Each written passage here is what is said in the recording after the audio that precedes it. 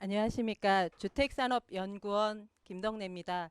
오늘 좀 낯설기는 하지만 비대면 방식으로 최소한의 좌장분들과 토론분들만 모시고 이러한 세미나를 개최하게 된 것도 아마 코로나19가 가지고 온 사회적인 변화 아닐까라고 생각을 합니다. 이러한 코로나19의 변화로 인한 그 상황들이 어떻게 이제 달라질지에 대해서 연구원에서 세미나를 준비를 했습니다. 주제는 위기 극복을 위한 주택시장 규제 혁신 방안으로 준비를 했습니다. 전체적인 발표 내용은 코로나19 이후에 국내의 경제 흐름이 어떻게 달라지고 있는지, 그리고 코로나 이후의 주택시장 위기 확산 과정이 앞으로 어떻게 전개될 것인지에 대해서 살펴보았습니다. 그리고 현재 주택시장에 적용되고 있는 규제 정책의 특징이 무엇이고, 그리고 그러한 규제 정책에 대해서 어떠한 인식들을 가지고 있는지에 대해서 살펴본 후에 이러한 그 인식들을 토대로 앞으로의 코로나19 위기 극복을 위해서는 주택시장에 어떠한 정책들을 펴가는 것이 좋은지에 대해서 살펴봤습니다. 먼저 코로나19 국내의 경제 흐름에 대해서 말씀드리도록 하겠습니다. 코로나19는 최초 발견된 이후에 전 세계적으로 상상을 초월하는 수준으로 지금 확산되고 있습니다. 그래프에서 보시는 것처럼 4월 26일 기준으로 전 세계 코로나 확진자는 289만 명에 이르고 있습니다. 3월 말에 50만 명이었던 것들을 본다라고 하면 한 달 사이에 거의 6배로 급증하고 있는 것을 알 수 있습니다. 2003년 사스 그리고 2015년 메르스 코로나19에 이르기까지 20년 동안 세 번의 코로나 바이러스가 유행을 하고 있습니다. 그렇지만 이런 코로나 바이러스는 유행 주기가 매우 짧아지고 확산 속도가 매우 증가하고 있는 것들이 그 특징이라고 할 수 있습니다. 이러한 추세로 봤을 때 2, 3년 내에 변종 코로나도 발생할 수 있다라고 하는 의학계 예측들이 있습니다. 또한 추가적인 팬데믹으로 인해서 어려워질 수 있다라는 이야기들이 많이 나오고 있고요. 백신 개발을 많이 기다리고 있지만 1, 2년 내에 오히려 어려울 수도 있다라고 하는 의견들도 있다라는 것에 우리가 집중을 할 필요가 있습니다. 국가별로 보더라도 미국에서 전체 확진자의 33%에 이르는 등 굉장히 많이 미국에서 발생되고 있는 특징들이 있습니다. 이러한 코로나19가 세계 경제에 미치는 영향은 과거와는 매우 다를 수 있을 거라고 보여집니다. 전 세계적인 경제 성장 둔화세가 더 빨라질 수도 있고, 그리고 장기화될 수 있다라고 하는 가능성도 배제할 수 없다라는 의견들이 많습니다. 과거의 아시아 독감이라든가 홍콩 독감처럼 굉장히 문제가 됐던 그런 사태에 있어서도 그 경우들을 본다라고 하면 발생부터 종료했을 때까지 산발적이고 국지적으로 1, 2년간 지속됐던 경험을 가지고 있습니다. 그리고 2차 확산의 경험들도 다 있습니다. 이런 과거의 경험들과 최근 전 세계적으로 보면 글로벌 연계성이 강화되고 있고, 또 도시화와 정보화의 진전으로 세계 경제에 미치는 그 파급 효과는 그 어느 때보다 더 커질 수 있다라고 의견이 굉장히 많습니다. 더군다나 지금 코로나19의 그 상황을 보면 주요국에서 동시 다발적으로 발생되고 있다라는 특징들도 있습니다. 이러한 것들로 미루어 볼 때 코로나19가 세계 경제에 미칠 영향은 전례 없이 큰 충격을 줄 수도 있는 것으로 보여집니다. 현재 보시면 코로나19 확산으로 인해서 사회적 거리 두기가 전 세계적으로 중요한 정책 대안으로 작용하고 있습니다. 이러한 사회적 거리 두기의 그 결과 상품 교역이 큰 폭으로 둔화되고 있는 특징들이 있습니다. 특히 우리나라는 GDP 대비 수출 비중이 24%에 이르고 있습니다. 이러한 것으로 봤을 때 지금보다는 앞으로 많은 영향들을 미칠 수 있을 것으로 보여지고요. 2018년에 세계 해외 여행객들은 출국자 기준으로 15억 명에 이르고 있습니다. 이러한 해외 여행객들이 지금 국경 봉쇄 입국 제한으로 다 스톱된 상태입니다. 경제에 줄 수 있는 영향들이 굉장히 클 수밖에 없고요. 무엇보다도 지금 그 교류가 단절되면서 중간재 생산이라든가 수급 차질이 어려워지고 있습니다. 이로 인해서 전 세계적인 공급망 훼손과 혼란이 야기되고 있는 상황입니다. 이러한 코로나19로 인한 세계 경제의 변화는 결국 수요 공급의 충격과 실물 경제의 부정적인 영향으로 계속 파급 효과를 미쳐나갈 것으로 보여집니다. 이러한 코로나19가 단기에 종료되지 못한다라고 하면 우선 취약국의 재정 및 외환위기부터 어려워질 것으로 예상이 됩니다. 이러한 취약국의 재정 외환위기의 위험들은 결국 국제금융시장의 불안으로 증폭될 수 있습니다. 결국 실물시장의 위험이 금융기관으로 전이되면서 나타날 수 있는 이런 위기에 우리가 대응해야 될 필요가 있어 보입니다. 이에 대해서 코로나19 이후에 어떠한 문제들이 발생할 것인지에 대해서는 세계의 경제 전문가들도 다 다른 의견들을 가지고 있습니다. 뉴욕대 루비니 교수는 L자 폭락을 예측을 하고 있지만 반면에 그 번 베냉키 그 페드 전 의장은 V자 반등을 예고하고 있기도 합니다. 이에 반해 세계 주요 기업의 재무 책임자들은 71%가 경기 침체를 우려하고 있는 반면에 기업 활동의 73% 정도는 타격을 받을 수 있고 기업의 80% 이상의 매출 감소로도 이어질 수 있다라고 경고를 하고 있는 부분들이 있습니다. 이러한 상황에서 최근 4월 14일 날 국제통화기금에서는 세계 경제 성장률에 대한 수정 전망치를 발표했습니다. 코로나19 영향을 반영해서 올해 세계 경제 성장률은 당초 3.3%에서 마이너스 3.0%로 큰 폭으로 하향 조정을 했습니다. 그러면서 전 세계의 상황을 The Great Lockdown이라고 해서 대봉쇄 상황이다라고 진단을 하고 있습니다. 이러한 경제 침체는 선진국이 더 큰 폭으로 침체할 것으로 보여집니다. 6, 7%의 경제 성장을 기록했던 중국도 1%의 성장으로 주저앉은 반면 우리나라도 마이너스 성장을 경험할 수밖에 없을 것 같습니다. 이러한 상황에서 세계가 마이너스 경장을 겪었던 적은 2009년이 유일합니다. 그런 2009년에도 세계 경제의 성장은 마이너스 0.5%였습니다. 그런데 올해 예측된 것이 올 하반기에 코로나19로 인한 방역이 해제된다라는 전제 조건 하에 마이너스 3.0%입니다. 과거보다 굉장히 큰 폭의 세계 경기 침체가 예고되고 있는 부분이고요. 우리나라도 마이너스 경제를 겪었던 경험은 1980년과 1998년이 유일합니다.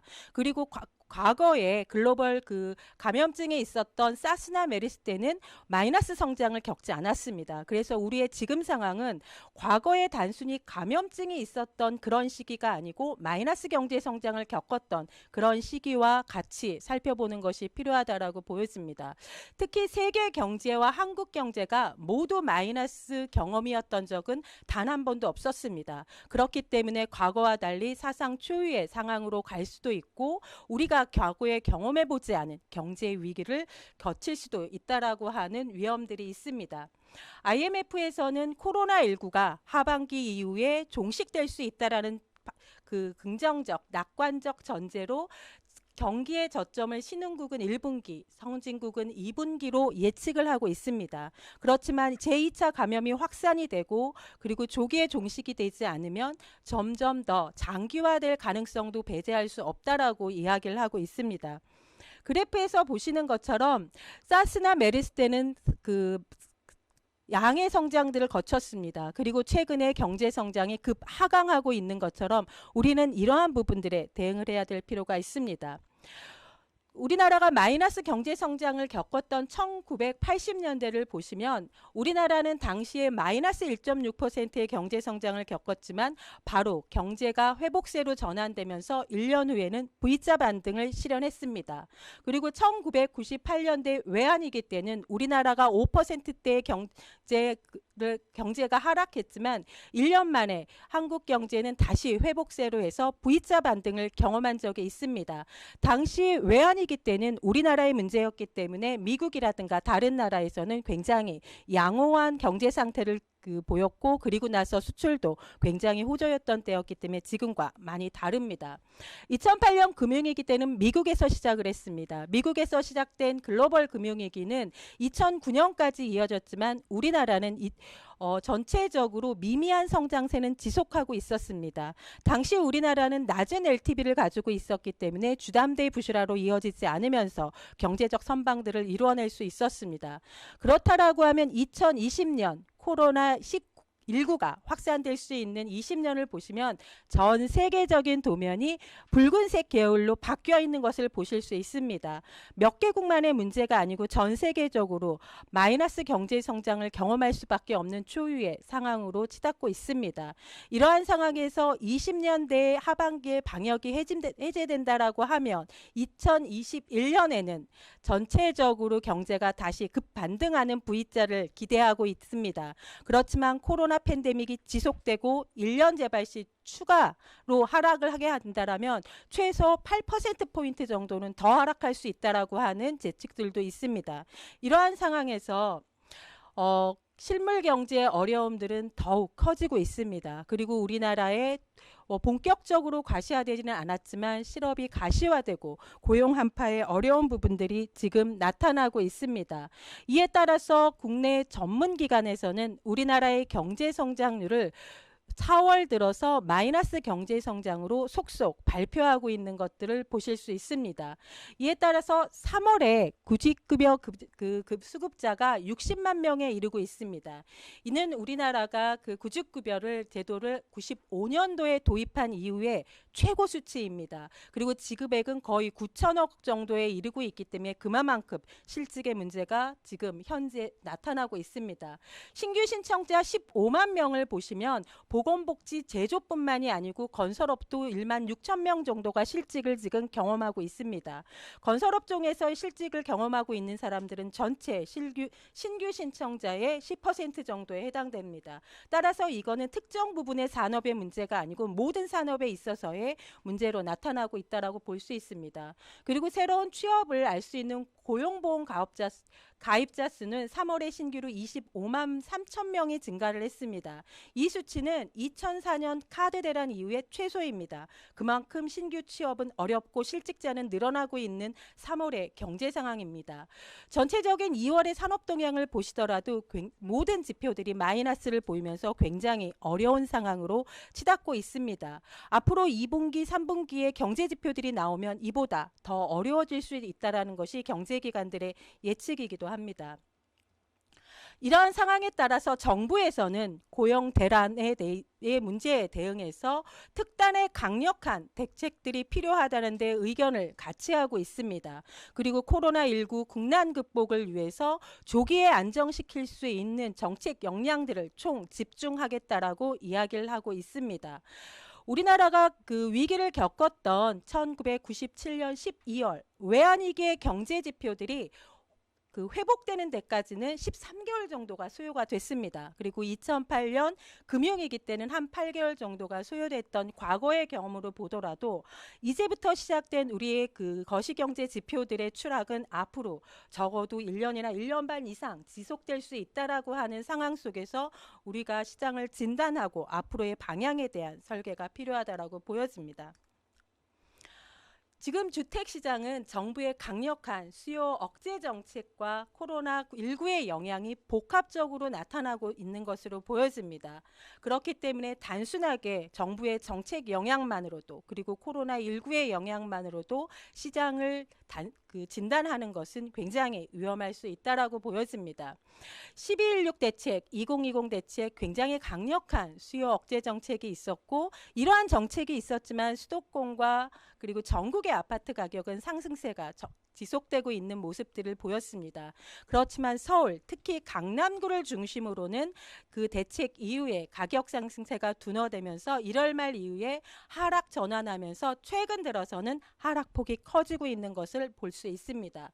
대구 같은 경우에는 코로나19 1,000명 확진자가 1,000명이 넘은 것이 2월 말입니다. 이때부터 지방광역시의 아파트 가격 상승세가 둔화되었습니다. 특히 보시면 강남권의 그 아파트 가격 상승세는 주간 단위로 볼 때 굉장히 급격하게 많이 빠지고 있는 것을 보일 수 있습니다. 반면에 경기도에서는 뭐 광명이라든가 이런 지역들은 굉장히 오르는 반면에 성남이라든가 그 과천 같은 지역들은 좀 조정이 되는 이런 또 다른 양상들을 보이기도 하고, 지방광역시 같은 경우에도 온도가 조금 다른 것 같습니다. 이처럼 그 주택 시장에 있어서는 규제 정부가 가지고 있는 다양한 정책과 그리고 코로나19가 같이 복합적으로 작동이 되면서 다 지역마다 다른 특이한 현상들이 나타나고 있는 것을 보실 수 있습니다. 이러한 시장 상황에서 우리가 과거의 경험으로 봤을 때 그럼 앞으로 주택시장이 어떻게 전이될지를 좀 살펴봤습니다.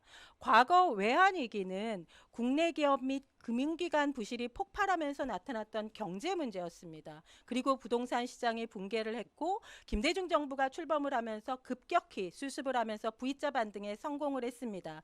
그렇지만 기업이 연쇄부도를 하고 수출은 호조였지만 성장이 감소하고 투자가 급감하고 국내 고용이 감소하면서 주택가격이 하락하는 현상으로 이어졌습니다. 반면에 금융위기는 미국의 주택가격 하락부터 시작을 냈습니다. 결국 선진국의 자산버블이 붕괴되고 금융기관의 손실이 급증하면서 나타났던 현상이었습니다. 상대적으로 우리는 직접적인 영향은 크지 않았지만 간접적으로 선진국의 버블 자산 파생 상품에 투자했던 투자 손실에 국한되었지만 세계 경제가 침체했기 때문에 우리도 어려움을 겪었습니다. 그리고 부동산이 침체기로 접어들었습니다. 이러한 상황에서 외환위기 때는 서울의 아파트 매매 가격은 18% 정도가 평균적으로 하락을 했습니다. 하락 기간이 1년 걸렸고 상승하는 데 2년 3개월이 걸렸습니다. 반면에 금융위기 때는 서울의 아파트 가격은 9% 정도 평균적으로 빠졌습니다. 하락 기간은 5년으로 굉장히 길었습니다. 그리고 반면에 상승 기간은 3년 정도였습니다. 이처럼 외환위기와 금융위기 때는 근본적으로 시장에서의 영향력들이 다르게 작동됐던 것을 알 수 있습니다.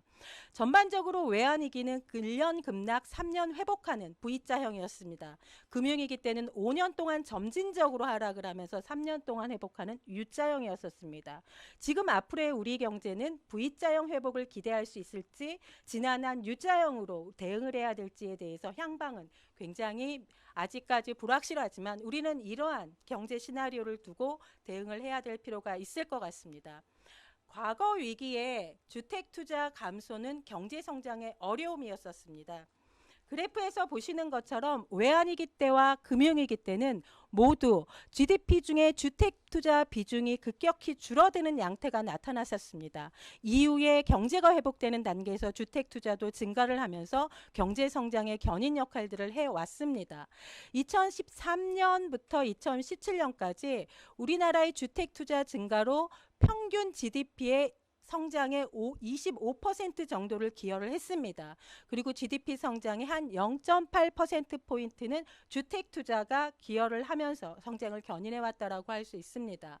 그렇지만 앞으로 2020년은 코로나19 영향과 규제 영향으로 주택 투자가 20% 정도 감소할 것으로 보여지고, 이는 향후에 주택 투자 규모가 그 전년비 한 18조 원 정도 감소를 하면서 GDP 성장 기여율에 오히려 마이너스 성장에 더 기여하는 그런 역할들을 담당하게 될 것으로 보여집니다.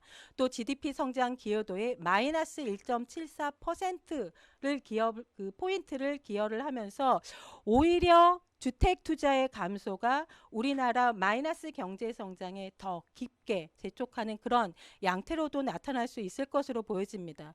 이렇게 GDP 성장 기여도가 마이너스 1.7%포인트까지 내려갔던 경우에는 과거에 없었습니다. 그만큼 올해 주택 투자 감소는 GDP 성장에도 중요한 역할을 할 수밖에 없을 것으로 보여집니다.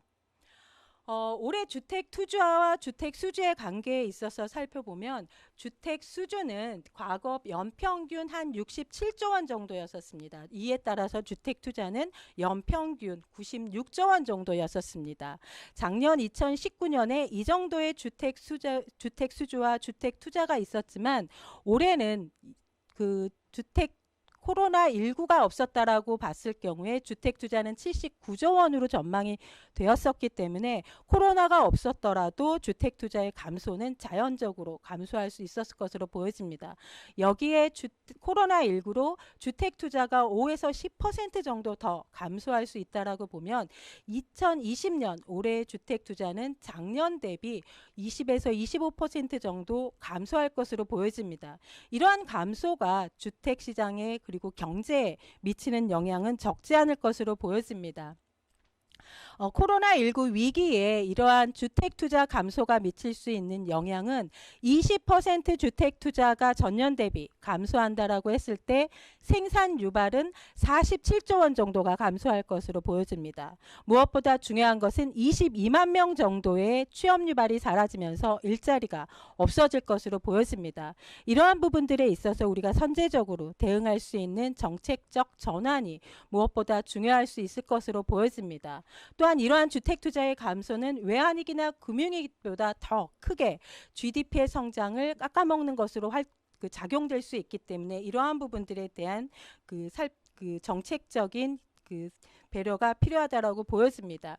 결국 코로나19의 침체 양상은 우리가 과거에 경험하지 못했던 그런 경험들이기 때문에 적지 않을 것 같습니다. 따라서 과감한 선제적 대응이 없다라면 시장 상황은 최악으로 갈 수도 있습니다.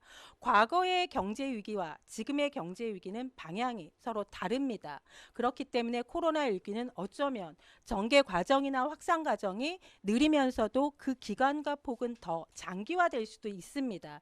이에 따라서 우리는 특히 무역 의존도가 높기 때문에 이러한 부분을 고려한 정책 방향의 재설계가 필요할 것이라고 보여집니다. 세계에서는 코로나19 사태가 전 세계적으로 완전히 진정되기까지는 빨라도 내년 말쯤이라고 예측을 하고 있습니다. 그렇다면 우리도 이러한 대응들을 할 수 있는 준비들이 필요합니다. 결국 주택시장의 침체는 실물시장의 소비가 급감을 하면서 기업이 도산하고 실업이 급증하면서 규제정책과 같이 복합적으로 나타나면서 집값의 하락이 나타날 것으로 보여집니다. 이에 따라서 기업이 도산하고 개인 파산이 증가를 하면서 금융기관이 부실해져서 주택시장의 불안이 지속되는 것들로 악순환되지 않을 수 있도록 선제적인 강력한 대응책들이 필요하다고 보여집니다. 이러한 전망들을 기반으로 서베이 설문조사를 실시했습니다. 우리나라는 U자형에 근거한 앞으로의 경기 흐름이 예상된다라는 의견이 전체 설문조사의 50%를 넘었습니다. 못지않게 V자 반등에 대한 의견들도 있었지만 우리는 U자형에 대응하면서 V자 반등을 할 수 있는 기대도 해보는 것이 필요할 것으로 보여집니다. 지금의 준비는 U자형에 대한 적극적인 대응이 필요하다고 보입니다. 이러한 U자형 침체로 갔을 때 우리가 어떠한 경제 파급 효과가 있는지는 경제 성장률에 대한 다양한 예측치, 낙관, 중립, 비관에 대한 전망치와 GDP가 주택 투자에서 차지하는 비중을 가지고 12개 시나리오로 분석을 해봤습니다. 그 결과 우리가 GDP에서 주택 투자가 차지하는 비중은 2019년 5.1%였습니다. 이 수준을 유지하고 우리가 경제 성장률 마이너스 2%를 기록한다라고 하면 주택 투자 5천억 원이 감소하면서 약 5,500명 정도의 일자리만 사라지는 것으로 선방할 수 있을 거라고 보여집니다. 그렇지만 우리나라의 주택 투자가 더 급감하면서 3, 4%대로 떨어지게 된다라고 하면 10만 명에서 최대 30만 명까지도 일자리를 잃을 수밖에 없는 경제 혼란을 겪을 수밖에 없어 보입니다. 결국 고용 유지와 일자리 창출이 중요하다라고 하면 주택 투자 수준을 유지하는 것이 바람직할 것으로 보여집니다. 민간주택 건설이 당분간 위축될 수 없다라고 하면 공공임대주택 건설을 확대하는 등 공공의 역량들을 좀 더 집중 투자하는 것이 중요할 것으로 보여집니다. 주택 건설뿐만이 아니고 이는 서비스업으로도 전이될 수 있을 것으로 보여집니다.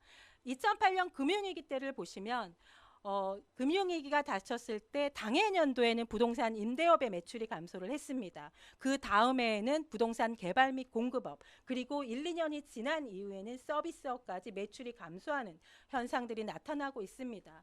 이러한 현상들이 이번 코로나19 경제 침체의 반복이 된다라고 하면 적어도 서비스업에서만 3,800억 정도의 시장이 그 시장이 사라지면서 약 3천 명 정도가 또 일자리를 잃을 수도 있을 것 같습니다. 이러한 부분들에 우리가 적극적 대응을 해야 될 필요가 있을 것 같습니다. 특히 주택산업의 위기인식은 작년부터 2019년부터 진행이 됐고 올해 들어서 급격히 높아지고 있는 것들을 확인할 수 있습니다. 주택 사업이 어렵다라고 하는 의견은 지난해 상반기에는 58% 수준이었습니다. 그러나 올 상반기에는 65%로 굉장히 많이 급증을 하고 있었으며 부도 직전인 중소기업 비율도 작년 상반기에는 7%에서 올 상반기에는 11%까지 올랐습니다. 우리나라 주택기업들의 수를 봤을 때 굉장히 많은 기업들이 부도 직전에 단계의 위기를 느끼고 있는 것으로 보여집니다.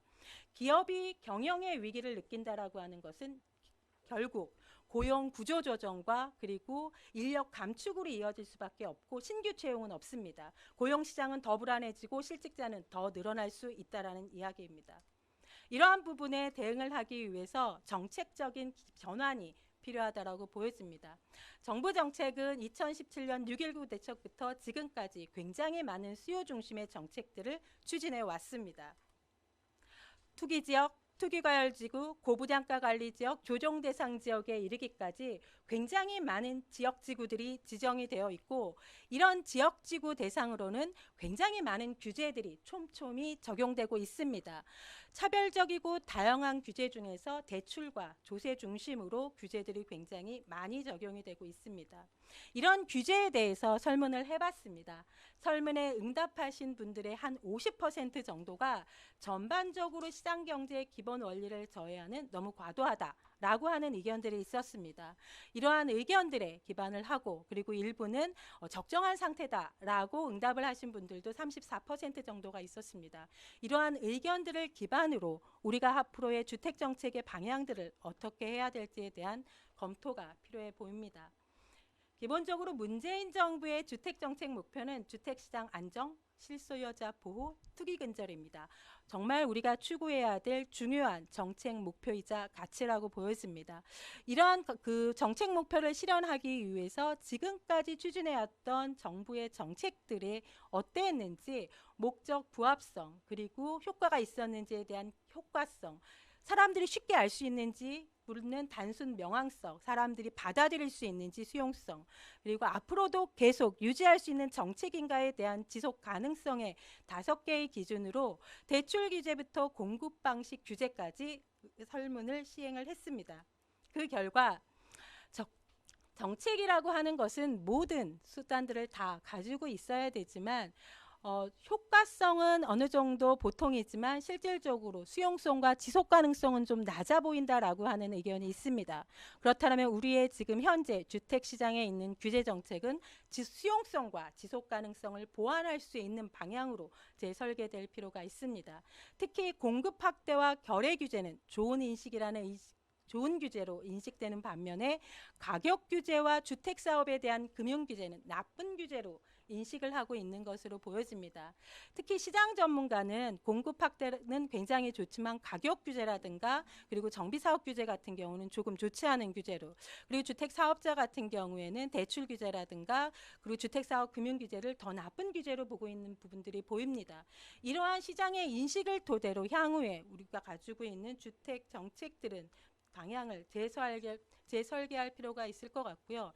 코로나19의 위기를 극복하기 위해서는 주택시장의 적정 수요 유지가 필요하고 이를 위해서 어떠한 규제부터 완화하는 것이 필요하겠는가라고 하는 의견에는 보시는 것처럼 대출 규제 완화가 60%로 가장 높았습니다. 지속성과 수용 가능성인 낮은 대출 규제부터 조금 완화해서 실수요를 유지할 수 있는 정책으로 전환할 필요가 있다라는 의견들이 굉장히 많았고 다음으로는 세제에 대한 완화들도 언급이 많이 됐습니다. 대출과 세제 중심의 규제 완화는 과거 외환위기나 금융위기 때도 경제를 견인하기 위한 정책 수단으로서 활용이 되었던 것을 알 수 있습니다. 과거 외환위기 때와 금융위기 때 각 정부에서는 10차례가 넘는 많은 대책들을 발표를 했고 이러한 대책들은 더듬기식 점증식으로 그리고 그때그때 발표를 했기 때문에 그 효과는 크지 않았고 오히려 전세 가격이 급등하는 부작용들도 나타내기도 했습니다. 이러한 것들을 보완해서 갈 수 있는 정책의 새로운 선택들이 필요하고 과거에 그 정부도 구체적인 활성화 대책으로 대출과 세제 중심으로 진행됐던 것들을 보실 수 있습니다. 이런 과거의 정책은 크게 더듬기식 대책이었기 때문에 효과가 없었고 짜집기식이었기 때문에 적시성도 굉장히 적었습니다. 또 대책 간의 상호 충돌하는 문제도 있어서 그 기대 효과가 반감이 됐고 공공의 복축적 기능이 굉장히 약한 대책이었고 오히려 그 신속한 효과를 거두기 어려운 민간 부분 활성화에 집중했기 때문에 그 효과는 적었습니다. 따라서 단기적으로 효과를 낼 수 있는 공공의 보충적 집중이 훨씬 더 중요할 수 있다라고 보여집니다. 이러한 그 전반적인 과거의 경험을 토대로 코로나19 위기를 극복하기 위해서는 많은 세계적인 경제학자들은 글로벌 경제 쇼크하기 위해서 기업의 무질서한 파산을 막는 데 최우선을 가져야 된다라고 이야기를 하고 있습니다. 또한 소극적으로 대응하면 향후에 경기 방어 비용이 오히려 더 많이 들 수 있다라고도 경고를 하고 있습니다. 이러한 부분에 맞추어서 우리도 정책에 대한 대전환이 필요하다라고 보여집니다. 따라서 코로나19 위기 극복을 위해서는 수차례에 걸친 단계적 대책 시행을 하지 말아야 될 것입니다. 우선 할 수 있는 모든 대책을 다 살펴보고 시급성과 효과성, 수용성 관점에서 두세 단계에 나눠서 전격적으로 시행을 해야 하고 대책 간의 상호 충돌이 나타나지 않을 수 있도록 잘 짜야 합니다. 또한 효과가 더딘 민간 부분 활성화 대책은 추진을 하되 이를 보완할 수 있는 공공건설 임대주택, 매입임대주택 공급 확대, 공공자금 지원 조건 완화, 지원 규모 확대, 이자율 인하와 같은 공공정책이 좀 더 적극적으로 개입될 필요가 있다라고 보여집니다. 이러한 그 정책 방향 하에 크게 저희 연구원에서 그 주택시장의 정상화를 위해서 6가지의 방향에서 과제들을 제안하고자 합니다. 일단 수요를 과도하게 억제하는 규제는 완화하고 거래 활성화를 위할 수 있는 대책들을 보완하면서 분양주택의 공급이 감소할 밖에 없다라면 임대주택으로 공급을 보충하고 민간금융이 위축될 수밖에 없는 앞으로의 상황에 대해서 공적금융 지원을 강화할 수 있는 방향으로 대응을 할 것을 제안합니다. 또한 주택사업자에게 있는 과도한 부담들을 완화시켜서 기업들이 선제적으로 경기 침체에 대응할 수 있는 기반을 만들어내는 것 또한 중요할 것으로 보입니다. 이에 대해 연구원은 30개 실행 과제를 선정을 했고 1단계 우선 시원할 수 있는 것으로서 15개의 과제를 선정을 했습니다. 가장 중요한 것은 일단 수요를 정상화시키고 수요를 유지할 수 있는 3가지의 정책과 그리고 거래를 보완할 수 있는 정책들에 대한 부분들을 제안하고자 합니다. 특히 신축 분양주택 입주자에게는 사업자와 입주자에게 모두 취득세를 부과하는 이중과세의 문제점들이 있습니다. 이러한 문제점들을 해소해 수분양자의 주택비용도 낮추고 기본적으로 거래를 활성화시킬 수 있는 대책으로 만들어내는 것이 중요할 것 같습니다. 또한 임대주택 공급으로 보충하기 위해서 현재 굉장히 낮게 책정되어 있는 공공건설임대주택의 표준 건축비를 조속히 현실화시키고 최근에 기금의 이자와 그다음에 호당 융자 한도를 한은의 기준금리 인하에 맞춰서 대폭 하향 조정하는 것도 필요할 것으로 보여집니다. 또한 민간금융이 위축될 수밖에 없기 때문에 주거위기가구라든가 전월세가구 그리고 주택도시기금의 건설자금들을 통해 가지고 공적금융을 더 확대해 나갈 필요가 있습니다. 마지막으로 민간택지 분양가 상한제가 기본적으로 7월까지 유예가 되었습니다. 시장 상황을 봐서 좀 더 유예하는 것들이 필요할 것 같고 최근에 논란이 되고 있는 부실벌정 강화에 따른 선분양 문제들을 조금 더 완화할 수 있는 대안들이 보완될 필요가 있습니다. 또구나 코로나19가 진행이 되면서 오프라인인 상가들의 수익률이 굉장히 많이 떨어지고 있습니다. 그리고 공실이 늘어가고 있는 이런 사태를 봤을 때 도심 내의 상업 지역의 주거용 비율들이 오히려 확대시켜서 공실의 문제들을, 그리고 상가 공실의 문제들을 해소할 필요도 있을 것으로 보여집니다. 이러한 것들을 조속히 5월에 15가지 실행 과제를 실행을 추진한 이후에 코로나19의 진행 상황과 그리고 하반기에 우리의 경제 상황, 주택 시장 상황을 봐서 정상화되지 않는다라면 2차로 15개의 과제를 추가적으로 진행할 것을 제안을 드립니다. 이러한 부분에 있어서는 수요를 억제하는 기본적인 과제에 있어서는 최근에 정부가 대출 원금 상환 만기 연장과 이자 상한을 유예를 시작을 했습니다. 그러나 안타깝게도 주택담보대출과 부동산 관련 업은 이 대상에서 제외가 되어 있었습니다. 지금의 문제는 모든 산업, 모든 국민들에게 있어서의 문제라고 보여집니다. 주담대와 부동산업까지도 포함시켜서 이런 문제를 해결하는 것들이 필요해 보입니다.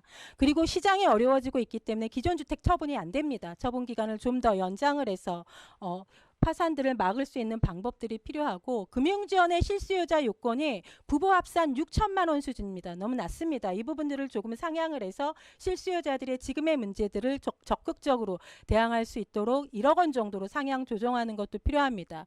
이러한 부분들에 대한 적극적인 검토와 취득세율에 대한 것들도 조금 지금 급진해서 바꾸고 있는 번들을 시장 상황을 봐서 좀 더 유예할 필요가 있다라고 보였습니다. 그리고 이러한 것들로도 안 되면 하반기에는 다주택자에 대한 문제라든가 1주택자에 대한 비과세 문제, 그리고 보유세 부담들은 조금 유예 적용하는 것들이 필요해 보입니다.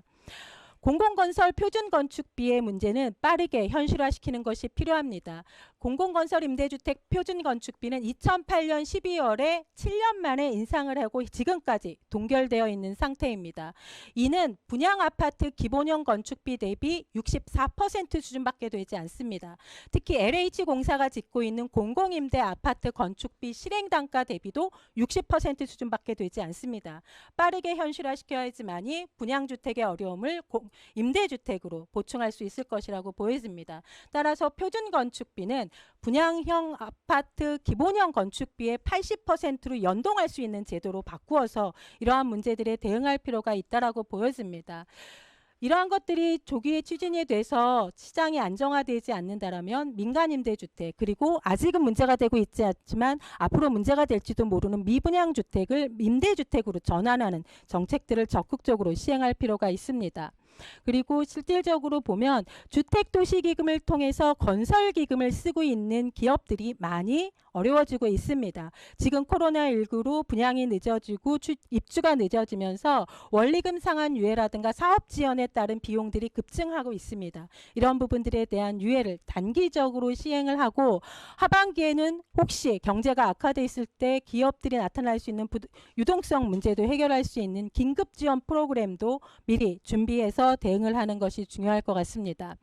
마지막으로 도심 내 상업지역 주거용 비율들을 현 시대에 맞춰서 바꾸는 것이 필요할 것으로 보여집니다. 현재 상업지역 주상복합 주거 비율은 90% 미만으로 제한하고 있습니다.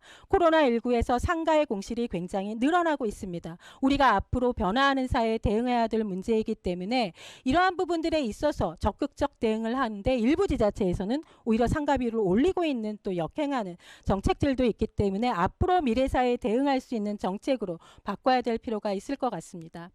이상으로 30개의 실행 과제에 대해서 짧은 시간에 말씀을 드렸지만, 이러한 문제는 더 많이 나타날 수도 있을 거라고 보여집니다. 이런 지금 세계의 경제가 굉장히 어려워지고 있고 우리 경제도 한치를 가늠할 수 없는 불확실성이 증폭되고 있습니다. 이러한 상황에서 민간의 협력이 굉장히 중요할 것 같습니다. 그리고 서로 공조할 수 있는 산학연의 거버넌스 체계도 만들어가는 것이 중요할 것 같습니다. 이러한 상황에서 코로나19의 어려움을 같이 극복할 수 있도록 국내 유일의 주택 전문 기관인 주택산업연구원이 코로나19 위기 극복을 위해서 함께하겠습니다. 이상으로 발표를 마치도록 하겠습니다. 감사합니다.